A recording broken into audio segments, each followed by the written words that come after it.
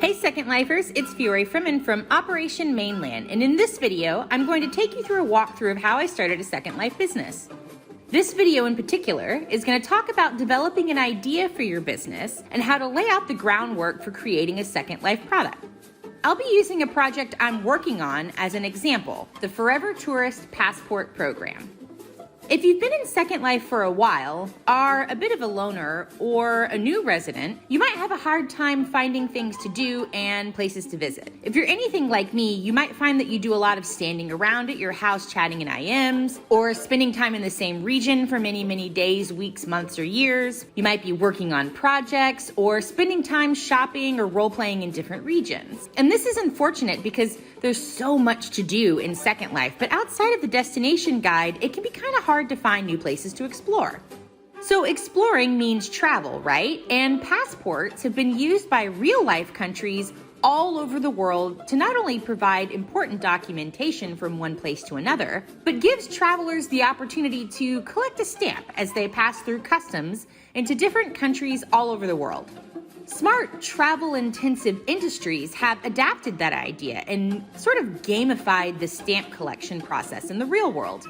The U.S. National Park System has a cool passport booklet that you can take with you as you travel around to different national parks, and the U.S. Lighthouse Passport Program has something similar as well, giving passport holders the opportunity to collect a stamp at any participating lighthouse all over the nation. I personally hold passports to both of these games, so I use them as an inspiration to create my goals for the Forever Tourist program. But before I talk about those goals, I want to touch super quickly on Bartle's 4 types of gamers. Now, I'm sure you guys are like, what is she talking about? But hang in there, this is important. So to take a blurb from the University of Essex's website, Dr. Richard A. Bartle is a senior lecturer and honorary professor of computer game design at the University of Essex. He's best known for having co-written in 1978 the first virtual world, or MUD, and for his 1996 player types model, which has seen widespread adoption by the MMO industry. His 2003 book, Designing Virtual Worlds, is the standard text on the subject, and he's an influential writer on all aspects of MMO design and development. So basically, Bartle, in all of his wisdom on game design, broke down the different types of gamers, or specifically how people play games, into 4 different player types. And since Second Life is kind of like an MMO, and it is definitely a virtual world, let's cover those player types real quickly, so we can understand who it is that's actually inside Second Life. The first gamer type that Bartle identified is the achiever. They're just like their name sounds. They like to collect points and status and want to be able to show people how they progress. They shoot for number 1 and can definitely be the I can do anything better than you type.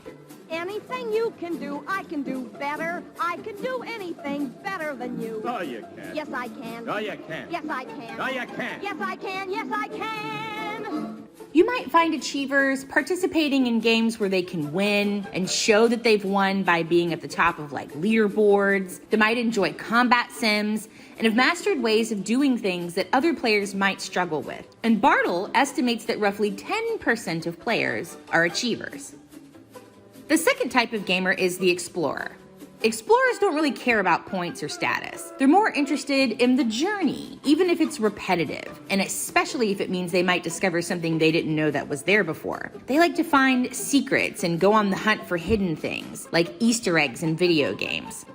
And like achievers, roughly 10% of players are considered explorers. The third category is made up of socializers, and Second Life is filled with them. In fact, Bartle says that roughly 80% of gamers are socializers, and they thrive on interactions with other players. They like to join forces with other players, and oftentimes they help each other in the game that they're playing simply because they believe it's more fun to play with other people and not just by themselves. The last category is what Bartle calls killers, and they make up less than 1% of gamers. Killers are similar to achievers in that they like gaining points and winning status, but what makes them different is that they want to see other people lose. They want to win to be the best, and winning is the fun part to them, and they want to be better than everybody else. Now that you know about the 4 types of gamers, let's talk about those goals I decided on for the Forever Tourist Passport.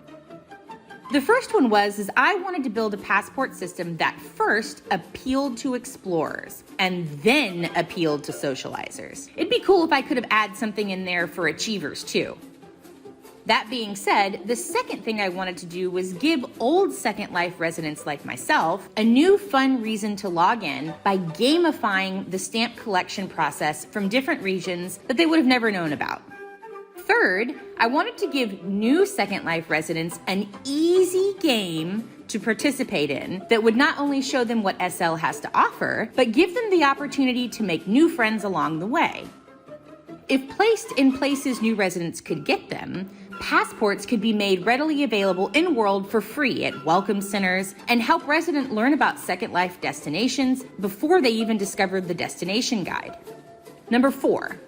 I wanted to spread resident traffic not just to the mainland, but to all regions, all over the grid, showing off new and interesting places for people to visit for years to come. I can't tell you how many times I've heard people say, I would have never known about XYZ place if someone hadn't told me. And there are so many cool places, and many of them are unknown, and I want to help people know about them. Number 5. I really want to bring residents to Linden Land and some of their fascinating landmarks. And this was a really huge goal motivator for me. This might have even been the most important one.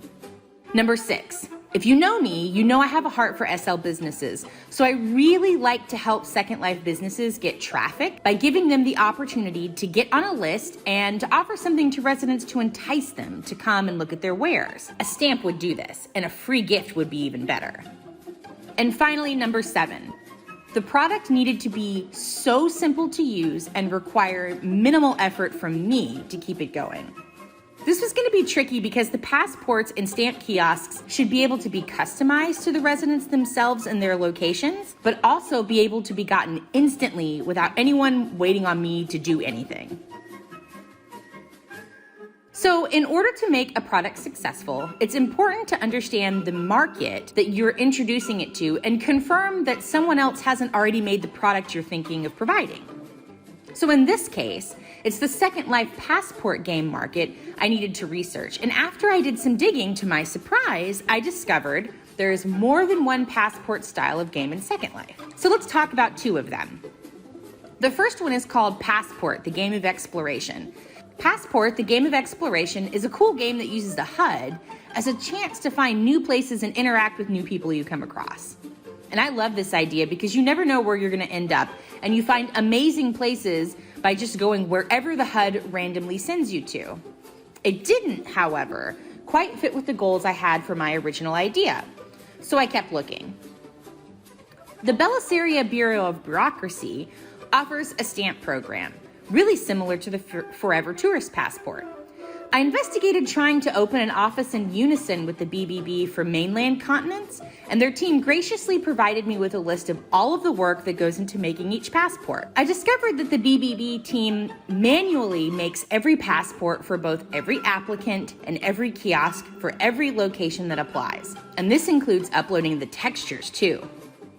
When I compared this with my goals, they didn't quite line up. Ultimately, while the BBB makes an amazing handmade product and provides an awesome service for Belisarian residents, the process was just too manual for me to be able to support long term. The service is also pretty exclusive. It's for Belisarian residents only. And as of the day this video was uploaded, they don't allow commercial locations to be added to the list.